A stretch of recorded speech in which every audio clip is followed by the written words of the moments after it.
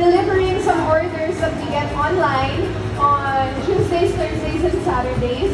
We also supply some cafes. Cookies are actually round before you bake them.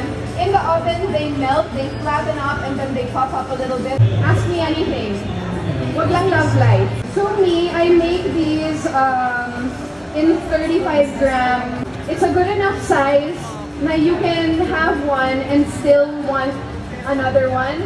If you want a super crunchy cookie, then I would even do 200 degrees for 8 minutes kung naka-off yung fan. Kung naka-on, 6 minutes, tapos na yun for sure. Right. Then it gives you that crunchy outside, which personally is not my thing. I like the chewy one. Yes, me too. But a lot of people like that crunchy exterior. Yung loob naman is chewy pa rin. Walang nagdala ng bikini. Hindi ako nagbe-bake pag walang bikini. So, Oh my yun lang God! talaga. Yeah, actually, Isang mabilisan lang to. And then I'll come back. I'm just gonna put this in the oven real quick.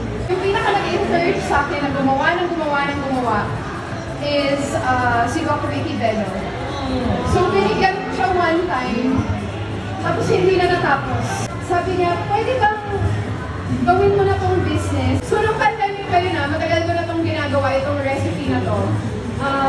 And then this Christmas, binigyan ako ng boyfriend ko ng malaking mixer. And that was the only time that I said, you know what, I'm gonna open this na for other people. Kasi all of my friends are always asking me to make. So I do make naman on a regular basis. But now, I have the opportunity to open it to the public. And yeah, it's been great actually so far. So nag-open lang kami nung January. And here we are, 2 months later, I'm standing at the biggest baking event in the Philippines. Thank you so much to the Filipino-Chinese Bakery Association for having a humble baker like me present. Oh my gosh, nandiyan na ang bilis. Pinaka-first episode po namin. and with that, I'd like to call in the officers to join us here for the plaque of appreciation. Thank you so much for legitimizing me.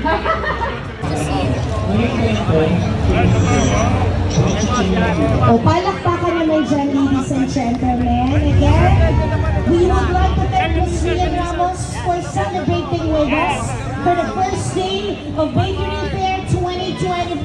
As you can see, right here in our 360 booth, kasama po niya ang mga officers po ng Bakery Fair 2025.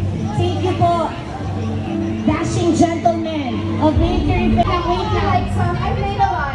I brought a lot of extra for everyone that might want. And then syempre, ang ating members of the press, makakalimutan ko ba si Alan Rones? Oh, ang sabi ni Miguel, hindi magpapapicture. Hindi lang magpapapicture. So syempre, may bagong luto at meron din makaluto lang namin before kami. Yes. Alright, eto po. Kaya ba natin i-focus yung ano? Ayan na!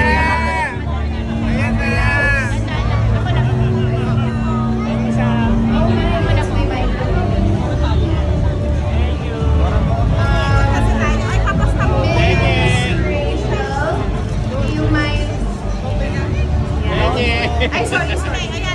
Yay! Oh! Ayan. Okay, thank you. Aabutan ko sila.